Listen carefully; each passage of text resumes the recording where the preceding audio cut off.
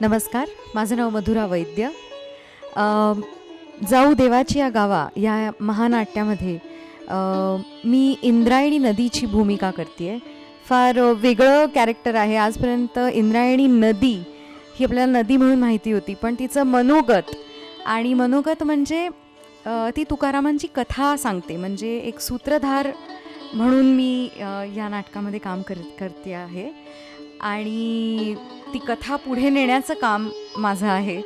So खूप वेगळं character आहे आणि छान आहे. त्यामुळे पुणे फेस्टिवलमध्ये आम्ही हे महानाट्य परफॉर्म करतो आहे. त्याबद्दल मी पुणे फेस्टिवलचे आभारी आहे आणि खूप छान तुम्हाला आनंद मिळेल हे नाटक बघून याची मला खात्री आहे. थँक्यू.